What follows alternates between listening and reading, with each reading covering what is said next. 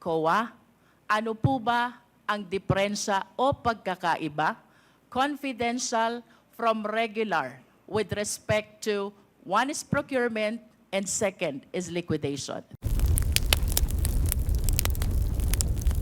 Para lang po sa understanding ng mga Pilipino, pwede po bang pakidistinguish in layman's term confidential fund from regular fund in two aspects?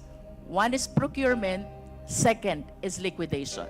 Because we've been discussing about CF, confidential fund. The question is, naiintindihan ho ba tayo ng mga Pilipinong mamamayan? Now, I think it's high time for us to explain, COA, ano po ba ang diferensya o pagkakaiba, confidential from regular, with respect to one is procurement and second is liquidation? Thank you, Mr. Chair.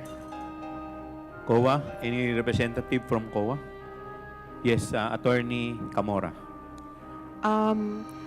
As to the confidential fund, it refers to a lump sum amount provided to NGAs, LGUs, and COBs for their confidential expenses, which expenses pertain to or are related to surveillance activities in civilian government agencies that are intended to support the mandate or operations of the agency.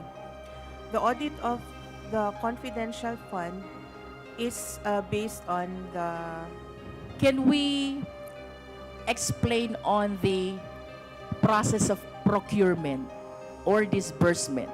You said it is a lump sum fund. May procurement process po ba kapag confidential fund? Since it involves confidential activities, There is none. There is no procedures on procurement. No compliance to procurement law is necessary for confidential fund. Yes, There Madam is no Chair. posting, Mr. there is Chair. no bidding. Tama po ba? Tama po, Mr. Chair. And with respect to the regular fund, we have to comply. In other words, the law on procurement and bidding has to be followed. Tama po? Good morning, Mr. Chair. Yes po, tama po. Yes. Now let's go to liquidation. Ano pong diferensya ng confidential fund with the regular fund in terms of liquidation? Mr. Chair, yung sa liquidation ng confidential fund is provided for under the joint circular. So, hindi po necessary na sinusunod namin yung sa regular fund.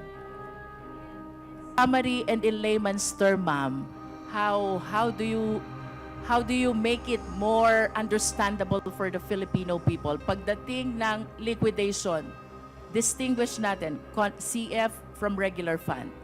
Mr. Chair, sa liquidation po ng CF, kung ano po ang required ng joint circular na documents to be submitted, yun po yung kailangan nilang isubmit, otherwise deficient yung liquidation nila. Which is less compared to the regular fund. Yes, Madam Chair. Way Mr. less Chair. than the requirements for the liquidation of regular fund. Yes, Mr. Chair. In short, Madam Chair, Mr. Chair, ano po ba yung mga requirements sa regular fund for purposes of liquidation na hindi nyo hinihingi sa confidential fund? In brief lang po. Sorry, Mr. Chair, I am only aware of the requirements ng sa confidential. So, I ask the help of Mr. Chair, may just manifest my request that I hope to hear a very clear explanation from the Maybe we COA can on our next hearing. Maybe we can address that question to the state auditor, Yes, Mr. Attorney Chair. Tomawis. Would you like to respond to the query of the Honorable Luistro? Mr. Chair, for the information, for the regular fund, for the liquidation of regular fund, it is subject to the COA circular wherein there is a documentary requirements required to be submitted. Then for the confidential fund, I have no exact information because it is based on the another joint circular. So there are two circulars to be required to be complied with. The COA circular, which is the documentary requirements for regular audit or for the regular transactions, and for the confidential fund, there is that joint circular that must be complied with. Mr. Chair, with all due respect to the COA, this representation is not satisfied with the answer. So may I request for a better and clearer explanation on how we distinguish CF from regular fund in terms of procurement, that is one, and in terms of liquidation, that is two.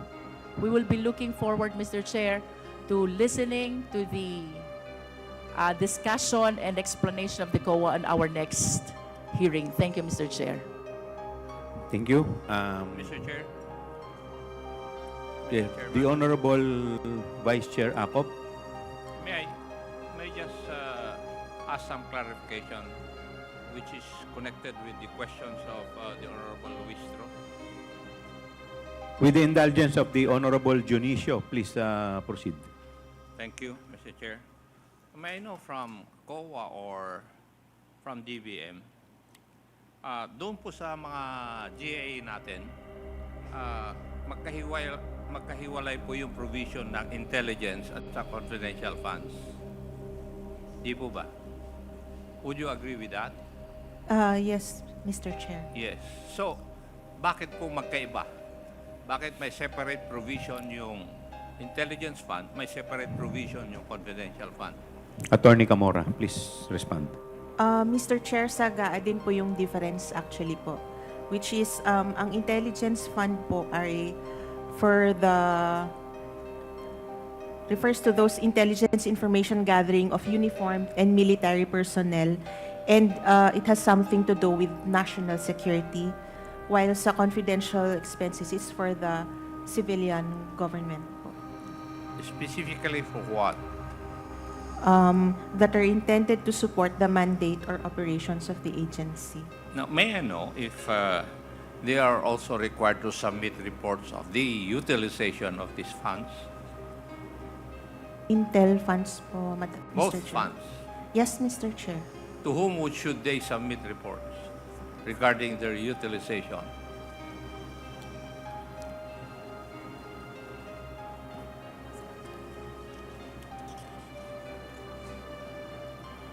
Mr. Chair, as to the confidential funds,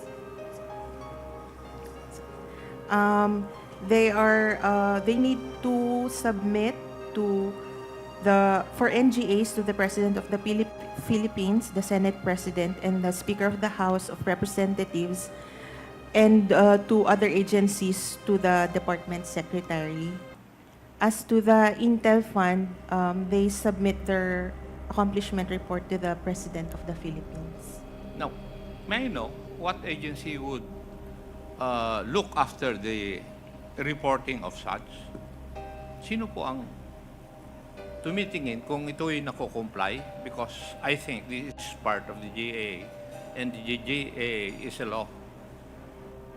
Mr. Chair, it is part of the required documents that they have to submit. Sino po ang tumitingin na dapat nako-comply ang mga ito? Which agency of government?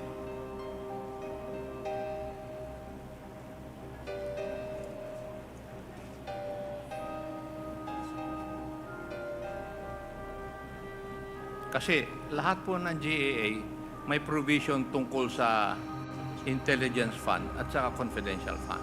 It is always part of the GAA regarding provisions for the utilization of such. Di po ba? Oh, so sinabi nyo, it is required that they should submit reports. But who looks after the compliance of these agencies concerned? Is it not the audit of the COA po? It is also not the jurisdiction of DBM. Mr. Chair, I think if it's on the utilization of funds, it's more on the COA. Kaya nga po, it refers to intelligence and confidential funds. May reportorial requirements po ito. Now, who looks after the compliance of such?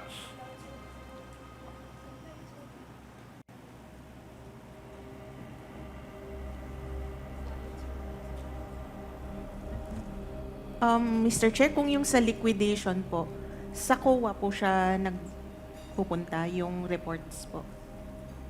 And then, yung sa reporting agencies, it's the accomplishment report po of Kayo the po Intel ang and nagsabi Confidential kanina Fund. na yung confidential fund, the reports must be made to the President of the Republic of the Philippines, doon po sa Senate President representing the Senate, at saka yung Speaker of the House representing the House. So, how do you determine whether this is complied with? Part of the required documents is a proof of submission to the above agencies. So, kayo, Yes po, Mr. Chair. kayo pala ang may jurisdiction nito na nagsasubmit sila ng mga reports in compliance with the provision of the GAA. Yes, Mr. Chair. Kaya po, it's one of the required documents, yung proof po of submission. No, nagpakalayo-layo pa tayo, madam. Kayo pala eh. Thank you, Mr. Chair.